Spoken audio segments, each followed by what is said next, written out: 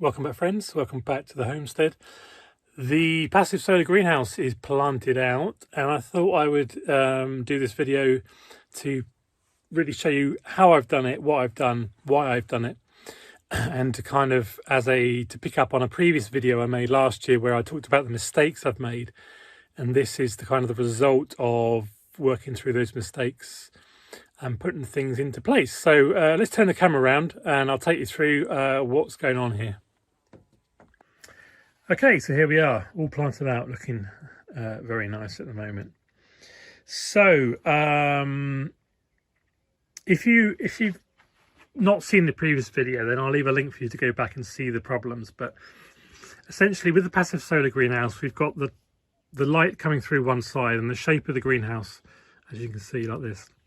And one of the mistakes I made last year was not giving consideration to the shape of the greenhouse with what tomatoes I planted where. So this year I've done some research and I've specifically picked varieties of tomatoes which they're indeterminate, but they go to a certain size range.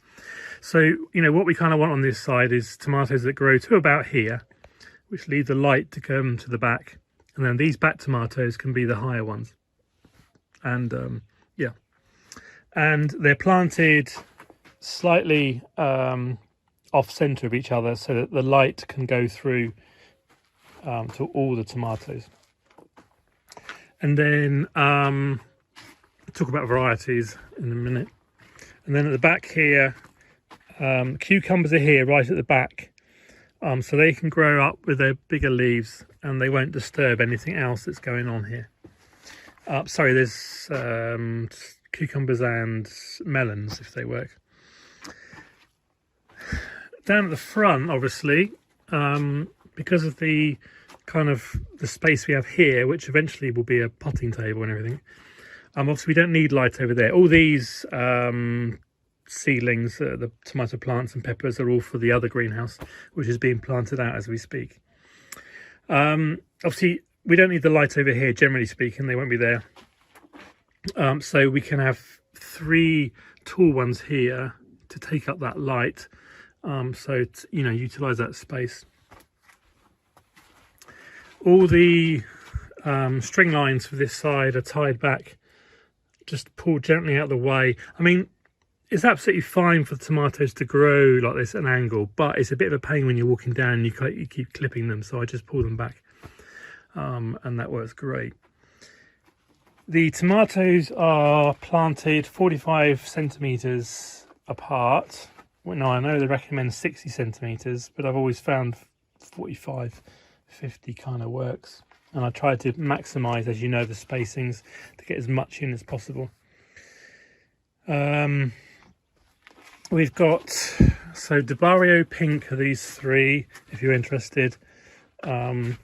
These are alternate Bear's Blood and Caracas down to here, and then we have Nepas 14 along to here, and then at the end as well I've got Mikado Black. These are 2 tall ones as well, on the basis that the cucumbers will probably be finished earlier by the time these 2 are right up there, and because they're tomato plants they won't take up as much light as having cucumbers there. If you see the previous video, you would see the cucumbers and they just completely blocked out all the light. It was a nightmare.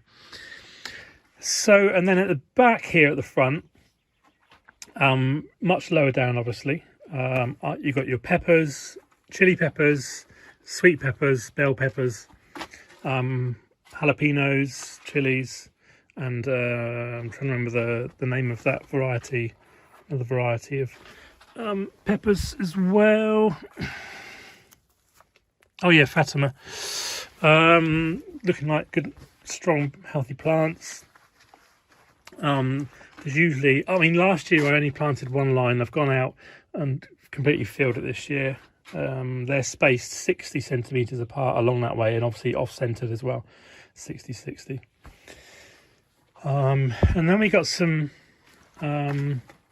interplant. Well, there's a couple of things that are left. The carrots, I sowed those back in February, March. and I will just leave those to see if we get, well, we will get some tomatoes, but I've taken out the carrots where I need to the spaces, but the rest I'll just leave to get us some early carrots, which makes sense. And down there's a little bit of dill, which I must leave, always must leave dill. It's against the law not to leave it, here in Latvia anyway. And then a couple of cabbages which were left over, Chinese cabbage.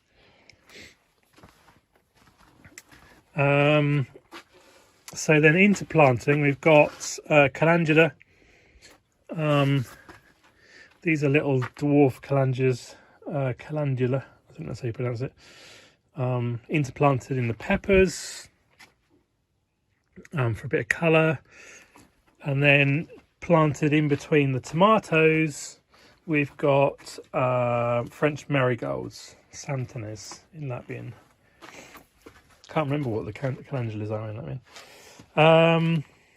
And then interplanted in the middle, we've got basil, and I've got red basil and green basil. Red basil, green basil, red basil, green basil. Bit of a tongue twister all the way along. Now the green marigolds are good to deter pests, and they look pretty as well. Also, apparently the basil is good for good companion planting. It's good for deterring pests, and not that we have really a lot of pests on our tomatoes, but it's possible. And we like basil anyway. We grow basil when we harvest it, so it just makes sense to utilise the space here and get it planted in there. There are some myths about it making the tomatoes taste better and making the tomatoes grow better. I think the tasting better is just in the cooking, and it's been carried over. The growing better, there's no scientific research to indicate that, so I think it's just a myth. But there's supposed to be something going on between the roots if the basil is planted close enough to the tomatoes. But we will take the other benefits, including the culinary additions to our spag bowl. And then a mixture of both of the marigolds, red, green basil, marigold, red, green basil, which will look pretty. There's a visual element to this as well, of course. Now, what else? All the drip tape is put back for the automatic watering. I will obviously need to work out an extension or three-way bit for this third row. I think I've still got some drip tape left over, but we'll manually water until then. So I'm pretty pleased with how it's turned out. It's looking really nice. I hope it stays that way. You know, all we got to do now really is wait. Hope that the tomatoes settle in well. Got no reason to believe that they won't do. Got some really great. In the previous video, I did a video about how my approach to growing tomato seedlings and how I get such good plants. So if you want to see that, you can see what this looked like. Well, I'll show you a bit now, but it'll, you know, what this looked like before it was all planted out. Really, this is obviously the second year of planting stuff out here. Learned a lot of lessons last year, which we've taken note of and put those action points into place.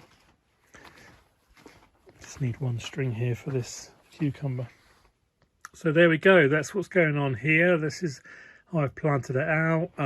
By the way, if you're interested in what's in the ground here, I've planted them out with a organic fertilizer, which is seaweed and other bits and pieces. I'll show you that what that looks like. And then I use this compost here.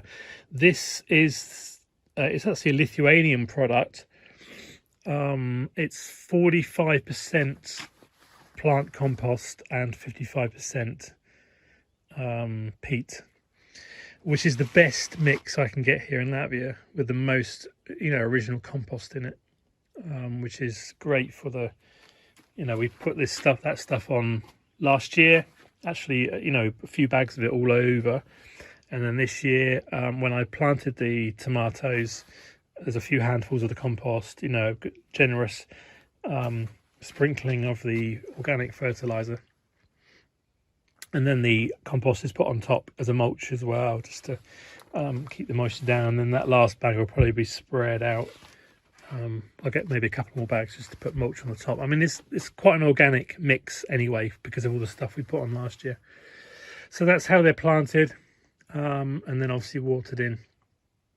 And then I will tomorrow probably give them a liquid feed, because that organic fertilizer that I put in, the seaweed based, probably won't kick in for a few weeks. It takes a while for it to become, normally with the dry organic fertilizer, it takes a few weeks for it to become plant available, for it to be effective. So it's worth giving a good dose of liquid fertilizer after a few days once they're settled in.